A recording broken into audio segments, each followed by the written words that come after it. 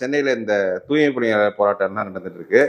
இதை வந்து அந்த போராட்டம் பார்க்கும்போது திரும்ப ஒரு கட்டத்துல கை மீறி யார உள்ள வந்து திமுகவோட தலித் ஓட் பேங்க் டார்கெட் பண்ணி ஃபுல் ப்ரொடெஸ்டா போயிட்டு இருந்துச்சு.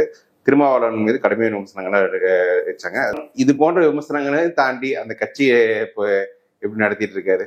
அதாவது விடுதலை சிறுத்தைகள் இந்த குழந்தையை காப்பாற்ற வேண்டியது திருமாவளவனுக்கு கடமை.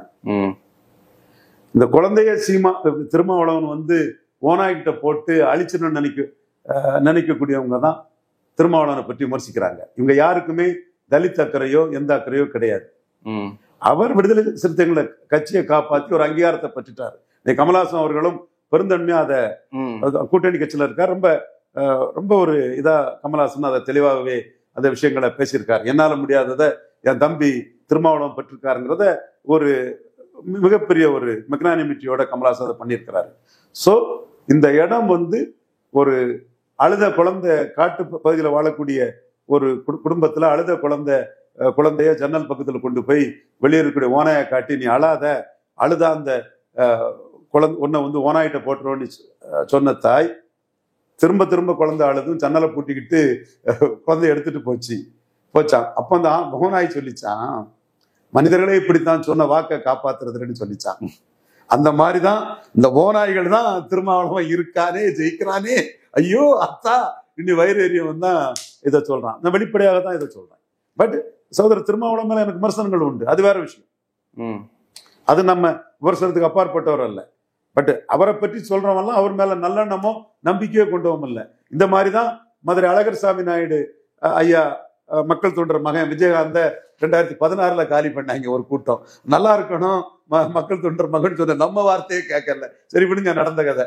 அதே மாதிரி இல்லாம சகோதரர் தொல் திருமா அவருக்கு தெரியாதது இல்ல, நம்ம கருத்து தான். நீங்க வெற்றி பெறா கண்டினியூ பண்ணுங்க திமுக கூட்டணியில.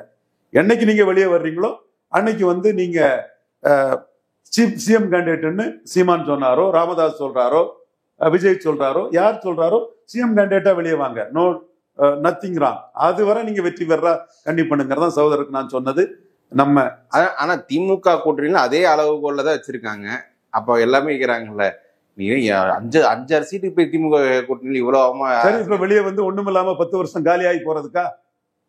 ஒண்ணும் இல்லாம 10 வருஷம் அரசியல் அடிபட்டு போறதுக்கா? அவனுக்கு என்ன? அவன் அரிப்ப சரியதுக்கு சொல்லுவான். நான் என் சகோதரன் திருமாவளவனுக்கு எது நல்லதுன்னு சொல்றேன். அவரு உணர்ந்துட்டாரு. நீங்க அவர்தான் முடிவு பண்ணும். திமுக கூட்டணியை உடைப்பதற்கெல்லாம் நீங்க திட்டம் போட்டு இருக்கீங்க. அவர்தான். நான் இன்னைக்குல டே ஒன்னே அதான் சொல்லிட்டு இருக்கேன். அத தம்பி ஆளூர் ஷானவாஸ் உணர்ந்திருந்தான். ஷானவாஸ் எல்லாம் என் கருத்து கரெக்ட்னு உணர்ந்திருந்தான். பாலாஜி உணர்ந்திருந்தாப்புல. மற்ற எல்லா திருமாவளவனே நீங்க சொன்ன கருத்தை இப்போ அவர் கொடுத்த பத்திரிகையில நீங்க வந்து போராட்டத்தை மைய வச்சு திமுக கூட்டணியை உடைக்க பாக்குறீங்க அப்படின்ற அவர் ஸ்டாங்க செட் பண்ணி விட்டுறாரு. எடப்பாடி கூட எங்கேயோ நேற்று பேசும்போது இவ்வளவு அசிங்கத்தை தாண்டி ஏன் அந்த கூட்டணி கட்சிகள் கூட்டணியில் இருக்கிறோம் கேட்டு அதான் நான் சொன்னேன் இல்லையா, காட்டு பகுதி. இப்ப சென்னையில இந்த பாலிடிக்ஸ் எல்லாம் இந்த ப்ரொடெஸ்ட் எல்லாம் மையப்படுத்தி திமுக கூட்டணிக்கு, அதுவும் குறிப்பா மையமா திரு சேகர் பாபு மையம் வச்சு பண்ற அரசியல் வந்து திமுக பாதிக்கும்னு நினைக்கிறீங்களா? நாங்க விசாரிச்சு வட சென்னையிலும் மத்திய சென்னையிலும் திமுகவுக்கு போட்டியே கிடையாது. இங்க டிஎம்கே சிட்டியில ஸ்ட்ராங்கா தான் இருக்கு. தென் சென்னையிலேயாவது அங்கங்க இருக்காங்க, ஸ்ட்ராங்கா தான் இருக்கு. தென் சென்னையிலையும் அதிமுக பாஜக கூட்டணியா நின்னாங்கன்னா ஃபைட் வரும். பாஜக இன்னும் தன்னோட கூட்டணியை முடிவு பண்ணல. எடப்பாடின்னு முடிவு பண்ணாலும் நகர்ப்புற உள்ளாட்சியில் சீட் ஷேரிங்லாம் முடிஞ்சுது. தென் மக்களவை தேர்தலில் சீட் ஷேரிங்ல முடிஞ்சுது. 6 சீட்டு தானே ஐயா எடப்பாடி பழனிசாமி டஃப் ஆர்கேனர். ஐயாவை டஃப் ஆர்கேனர்ல ஐயா ஜெயலலிதாவோட மேல் ஐயாவுக்கு மெரிட்ட நம்ம குறைச்சி சொல்லி என்னத்துக்கு நம்ம ஆக போகுது. அதே மாதிரி தர்மபுரி, சேலம், விழுப்புரம், சிதம்பரம், கள்ளக்குறிச்சி, நாமக்கல்ல ஸ்டாலினோட பெரிய தலைவர் ஐயா எடப்பாடி பழனிசாமி. அது நம்ம பொய்ய சொல்லி நம்ம ஏன் நிற்க முடியாது, உண்மையை சொல்லணும். பட் சீட் ஷேரிங் முடியல. சீட் ஷேரிங்கில் நாங்கள் வந்து 2:1 அந்த இதை எடப்பாடி கிட்ட வாங்கிடணும் மோடின்னு நினைக்கிறோம். மோடி கிட்ட சஜஸ்ட் பண்ணியிருக்கிறோம். எங்க கருத்து அண்ணாமலைக்கு உழைப்புல கிடைச்சது. அவர் வேர்வை சிந்தி எடுத்த 11.4% ஓட்டு, அதுக்குரிய சீட்டு வேணும்னு அண்ணாமலையும் பிஎம்ஓட்ட சொல்லியிருக்கிறாரு. தமிழ்நாட்டுக்குள்ள தேசிய சக்திகள் இன்னும் சரியா மலர்லன்னு நினைக்கக்கூடிய மோடி ஏசிய பிஎம் கேண்டிடேட்டா ப்ரொஜெக்ட் பண்ண ஆடிட்டர் குருமூர்த்தி இந்த இதுல இருக்கிறாங்க. இதுல சரியா வரலன்னா மூணுவருமே சிஎம் கேண்டிடேட்டா சகோதரர் சீமான் அக்செப்ட் பண்ணுவாருன்னா நிதிஷ்குமார் மாதிரி அவரை ப்ரொஜெக்ட் பண்ணலாங்கிற எண்ண ஓட்டம் மூணுவருக்குமே இருக்குது. There are so many ifs and buts. Seeman 214 தனிச்சு தான் போறாரு, கேண்டிடேட் தயார் பண்ணிட்டாரு, பிஜேபி அடிச்சு தான் விளையாடிட்டு இருக்கிறாரு. பொலிட்டிஷியன் ஆட்டா பாசிபிலிட்டிங்கிறவல்ல. இந்த தூய்மை பணியாளர் போராட்டம் வந்து திமுகவுக்கு பாதிப்பை ஏற்படுத்துமா? திமுக வெரி கம்ஃபர்டபுள் பொசிஷன்ல தான் இருக்குது. அது அந்த போராட்டம் வந்து பாதிப்பு கொடுத்தாலும் கூட கம்ஃபர்டபுள் பொசிஷன்ல தான் சென்னையில இருக்குங்கிறத நான் திரும்ப திரும்ப சொல்றேன். பாஜகவும் அதிமுகவும் சேர்ந்தா வேளச்சேரி, டி நகர், மயிலாப்பூர் போன்ற தொகுதிகளில் ஒரு ஃபைட்டை கொடுக்கலாம்.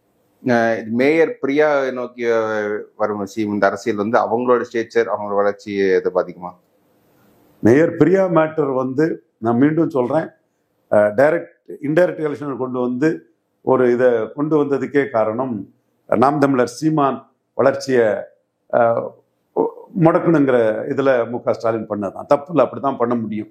ஏன்னா அந்த இடத்துல டைரக்ட் எலெக்ஷன் கொண்டு வந்தா சீமான் வந்து எல்லா கார்பரேஷன்ஸ்லயும் வந்து கன்ஷிராம்பாணியில பறையர், தேவேந்திரர் இந்த மாதிரி மேயரை போட்டு அது சிஎமுக்கான எலெக்ஷன் இல்லைல்ல, அந்த நம்ம கன்சால்டேட் ஆகும்னு ஒரு கன்சால்டேஷனை கொண்டு வந்திருப்பாரு. அதை அடிக்கிறதுக்கு தான் ஸ்டாலின் பண்ணாரு. அதுலேயும் சீமான் அதை பெரிய அளவில் திரும்ப திரும்ப பேசிட்டு இருந்த சூழ்நிலையில அவர் வந்து ஒரு அட்டவணை பிரிவு சகோதரியையே மேயராட்டு கொண்டு வந்திருக்கிறாரு. அது அவங்களுக்கு அரசியல் ரீதியா வந்து ஒரு இஷ்யூவை சீமான் எடுக்கும் போது அதை நியூட்ரலைஸ் பண்ணிட்டாங்கன்னு தான் பார்க்கணும். பட் அந்த மேயர் வந்து இப்போ இவங்க சேகர் பாபு தான் எங்க பவர், பட் அந்த மேயர்ன்றவங்க இப்போ பப்பட் மாதிரி ப்ரொஜெக்ஷன் கொடுக்கறது அவங்களுக்கு நெகட்டிவா போகுமா? இல்ல, அது அரசியல் களத்துக்குள்ள இந்த மாதிரிப்பட்ட விமர்சனங்கள் வரத்தான் செய்யும், வராதுன்னு சொல்ல முடியாது.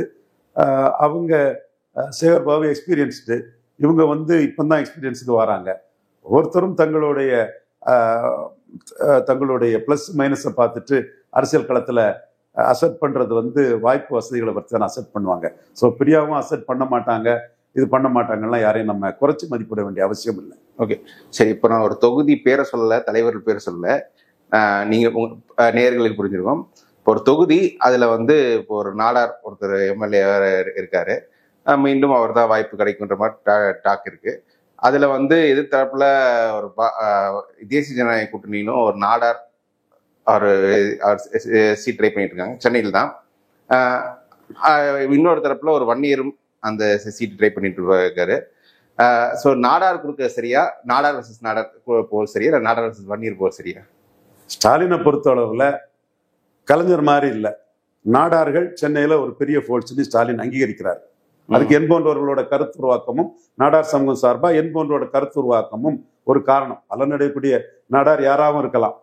அது ஸ்டாலினுக்கு வந்து நாம அந்த இதை சொல்றோம். இங்க வந்து கணிசமா இருக்கிறாங்க திமுகவுக்கு ஆதரவா ஓட்டு போடக்கூடியவங்க. காரணம் 96ல இருந்தே ஜெயலலிதா ஆட்சி, ஒரு ஜாதி ஆட்சி, கள்ளச்சாராய வரிகள் ஆட்சி, கந்துவட்டிக்காரன் ஆட்சின்னு அன்னைக்கு சொன்னது. நம்ம ஏன் மறுத்து சொல்ல போறோம்? ஜெயலலிதா உயிரோடு இருக்கும்போது சொன்னதுப்பா, இது சிலருக்கு புரியணும்.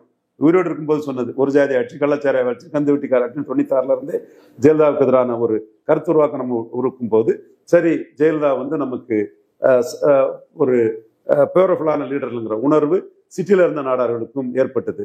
வெங்கடேச பண்ணையார் என்கவுண்டர் வந்து அதை கூட கொஞ்சம் அதிகரிச்சுது. இப்போ அவங்க ஒன்றும் பெருசா பொலிட்டிக்கல் தீவிரவாத தன்மை உள்ள ஒரு ஜாதி அல்ல, நாடார் ஜாதி. எண்ணிக்கையில் அதிகம் இருக்கிறாங்க. ஸ்டாலின் சிட்டிக்குள்ள ஒரு முக்கியத்துவத்தை கொடுத்தா அந்த ஓட்டு வருங்கிறது. அது எந்த தொகுதி இல்ல ஸ்டாலின் அங்கதான் கொடுக்கறதில்ல. எதிர்த்தரப்பு கேட்கறவங்க வந்து பாஜகல இருந்து ஒரு நாடார் கேட்கறாங்க, அதிமுக இருந்து ஒரு வன்னியர் மாவட்ட செயலர் இருக்காரு.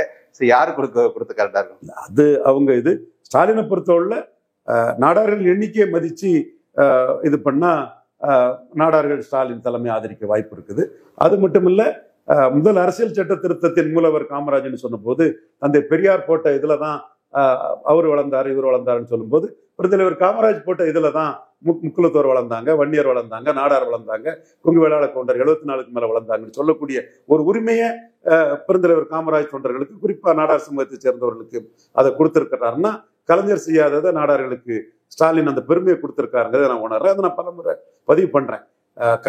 கலைஞருக்கு இருந்த எதிர்ப்பு நாடார்கள் மத்தியில ஸ்டாலினுக்கு இல்லை. அந்த வகையில என்டிஏ மோடிக்கு வாக்களித்த இந்து நாடார்களுக்கு நெல்லை, குமரி, சென்னை போன்ற இடங்கள்ல ஸ்டாலின் பிரதித்துவம் கொடுத்தாருன்னா அது வரவேற்கத்தக்கது. அரசியல் ரீதியாகட்டும் ஸ்டாலினுக்கு லாபம்.